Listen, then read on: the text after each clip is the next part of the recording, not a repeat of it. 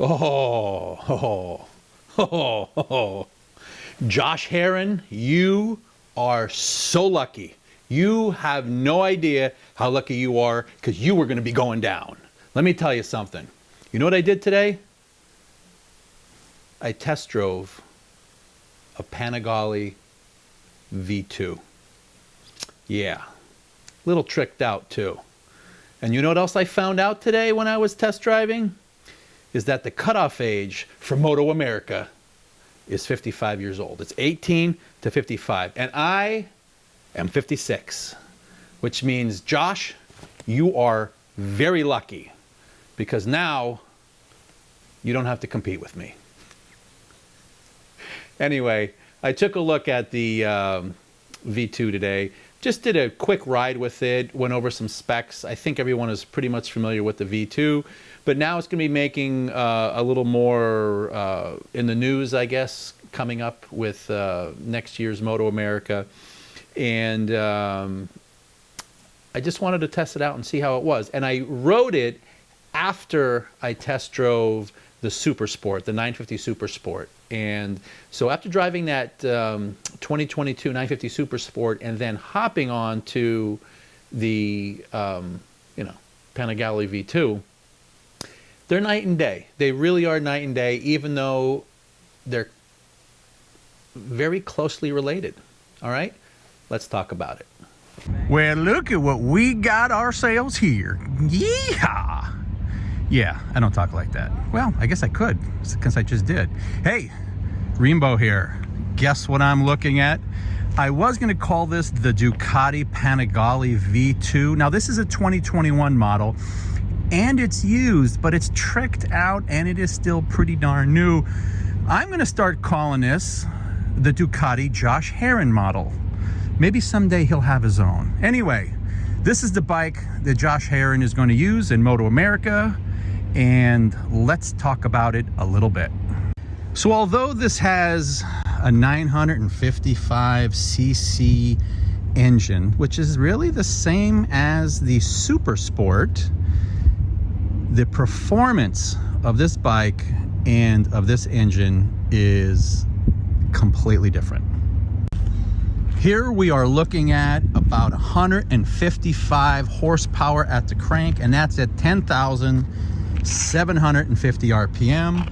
Torque's about 7 higher than the Super Sport. You're looking at maybe 7 or 8. It's about 76.7 foot-pounds, and that's at 9,000 RPMs. Now that seat height is 33.1 inches or 840 millimeters for those in the real world that use metric like we should be doing here. And it weighs about 388 pounds, otherwise known as 176 kilograms. And that is about 17 pounds lighter. Now that's a dry weight, 17 pounds lighter than the Super Sport. I know I keep comparing it to the Super Sport because I think they could be compared, but I think they're two different bikes for two different reasons. Now this does have a 6-speed tranny in it, and there is an up and down quick shifter on this, and it is a hydraulic clutch that is wet, but it's a hydraulic clutch. Front end suspension, Showa 43 millimeters forks, and they are fully adjustable. Now this, I think, was added afterwards, but this is supposed to be a Sachs fully adjustable monoshock, and of course it has the typical and fully expected on a bike like this single-sided swing arm. Now this front tire 17-inch, we're looking at a 120/70 ZR17, and it's running Pirelli Diablo Corsa Rosso Corsa 2s. Now the rear tire is also 17-inch. It's a 180/60 ZR17, also running, of course, the matching Diablo Rosso Corsa 2s. Now, that front brake, let's skip back on over here. Brembo M.32 Brembo dual 320 millimeters on there for good stopping power. And on the back, we have a 245 millimeter single in the back. Now this bike comes with ABS, the ABS cornering, of course, traction control that Ducati is extremely well known for. and a 4.3-inch TFT. And that TFT gets jammed right down in there, and it's easy to see, but we'll get that once we fire this thing up. In addition to the Ducati ABS cornering and traction control, which is all Bosch, this also has Ducati wheelie control, Ducati traction control, of course, and EBC, engine braking control, which is actually it's excellent for when you're going to take it to the racetrack. 3 modes for this thing. You can ride it in 3 modes. Those 3 modes are race, sport, and street. As you can tell, this one had some work done to it, and it has a completely different exhaust, and when I fire it up, you're certainly going to hear it, and you'll know the power that this thing pumps out. Now, one of the things you'll see here is that this bike obviously had some work done, like I said, and with this, it actually feels pretty good, because here I can pull in and not worry about capturing my 2 fingers behind it when you use the 2 fingers. So let's take it for a spin. All right, so here's one treat when it comes time for this bike, and this is certainly one hell of a treat if you're ready. It's going to be the sound. So let's throw this leg over, hop on this 2021 Ducati Panigale V2 950cc, and listen to this. Are we ready? Racing EVO. All right, I don't really want to be in racing EVO. How does that sound, huh?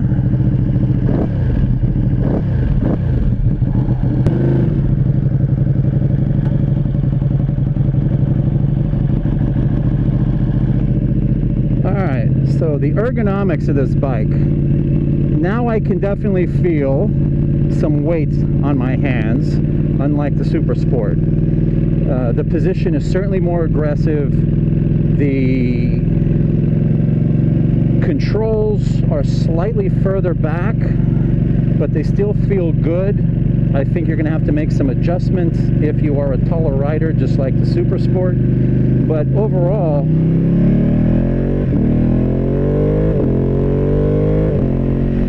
it feels pretty good.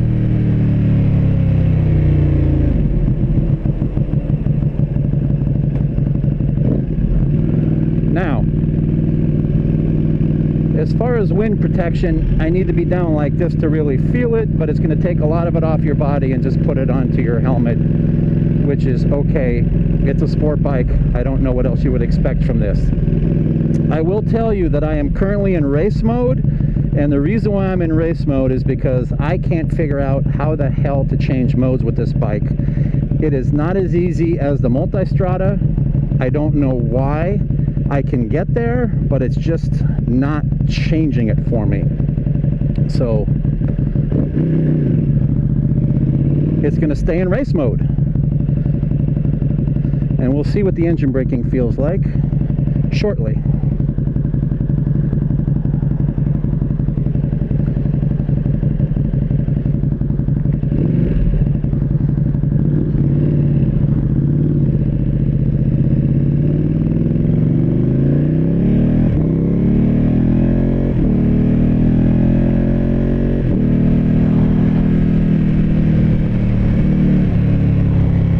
Pretty good engine braking, but it's of course adjustable. The mirrors, just like the Super Sport, they vibrate like hell. Not sure you can do much about it, but it is what it is. If I'm tucked in, you can see the mirrors really well if you're just driving normal, but I don't think most of the time we're not going to be tucked in like this. Seems to be pretty nimble at 52. Feels rather comfortable. I don't mind this bike. It's a little bit loud, but it's in race mode and it's got this full exhaust on it, so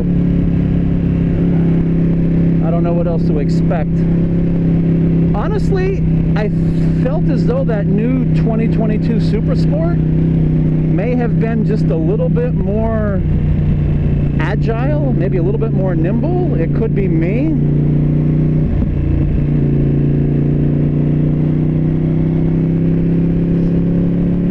what? Let's take it out on the highway and see what it feels like. Now, about these videos. These are pretty short and sweet videos. I do the same little route, do a little bit of running around on the bike.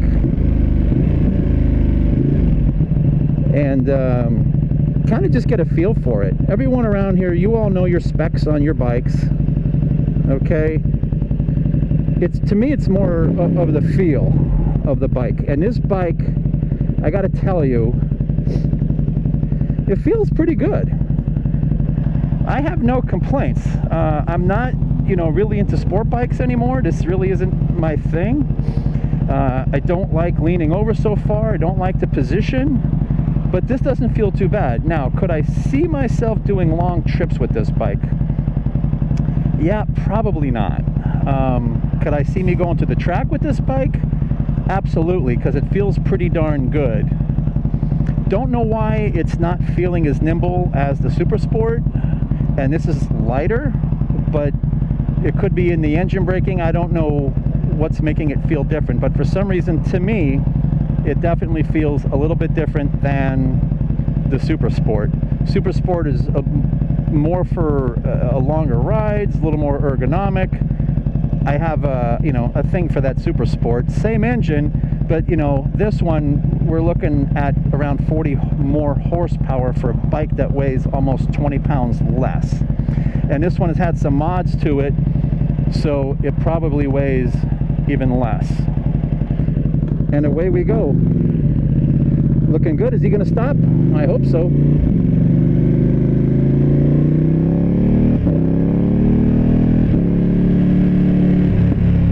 And from one light to the next.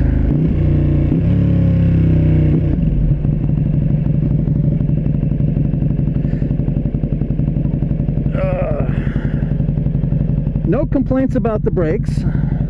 Brakes feel pretty good. They should feel pretty good for big 320 millimeter Brembos. They better feel good.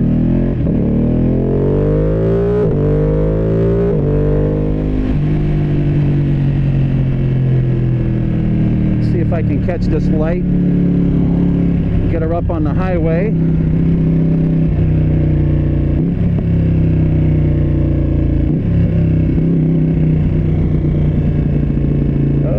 Got the yellow, and I think I made it under the yellow. Now, will this guy stay in his lane? That is the question. Dickhead. No blinker, no nothing.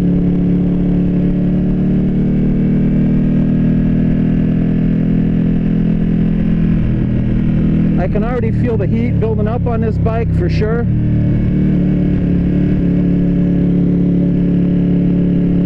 Now the quick shifter feels pretty good. I'm not sure I'm thrilled about this race mode on the street. But honestly, it's probably just more of a power delivery thing than anything. I'm not sure. It's still smooth. So even in race mode, this is pretty darn smooth. Now I know this guy's not getting off this exit. Now, here's what's surprising to me. It is 60, I'm doing 66 miles an hour in fourth gear, about 5,500 RPM, and my ass is burning, or my arse. For Poland people, my dupa. My dupa is burning. And this is a really big surprise. Like a really big surprise. I did not expect this to be like this.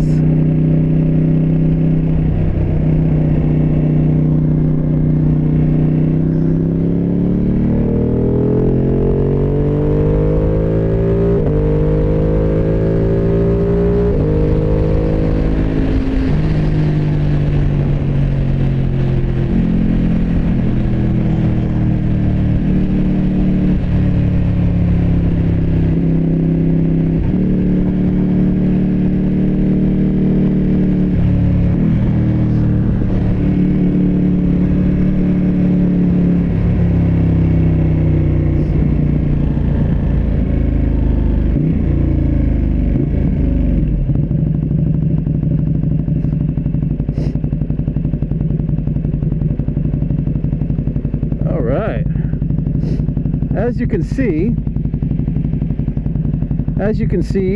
the bike handles pretty well. It's got some get up and go. Definitely has some beef. I mean, I'm riding a multi-strada with 170 horse. This is 155 and weighs, I don't know, about 100 pounds lighter or more than the multi-strada. And I'm not convinced that I felt much more. Of course, I'm not really pushing it in the RPM range that this thing wants to operate in, so that could have something to do with it.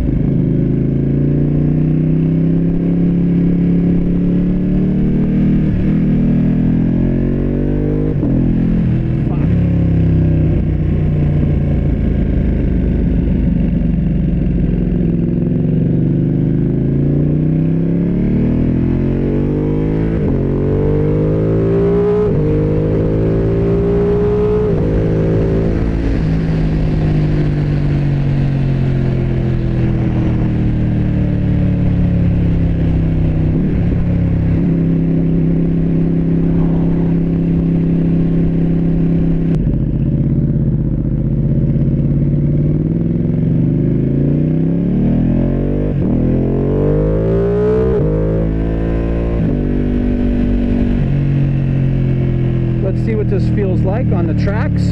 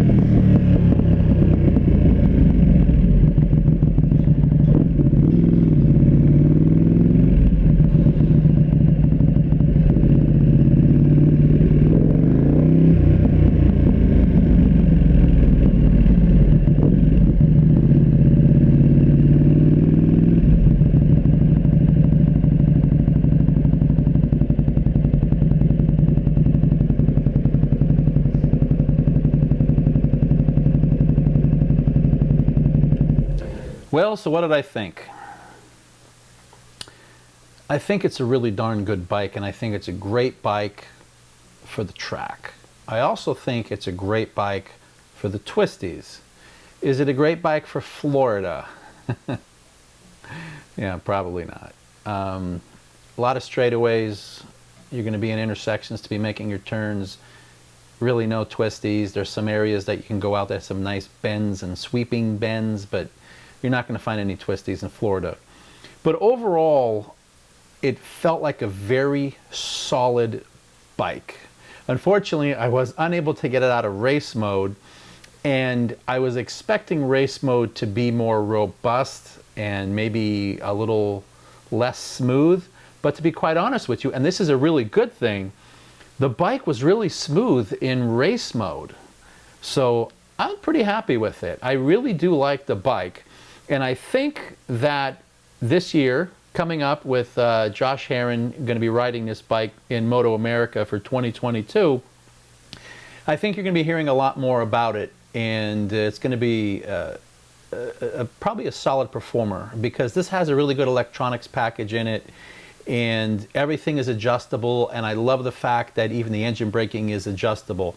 It's a really good bike. It's a solid bike. It's not the kind of bike for me, but I think it's a great bike. Now, I need to thank Ian from Forza Ducati, or Two Wheels World, Ducati Forza, in Pompano Beach, Fort Lauderdale, for letting me test drive bikes.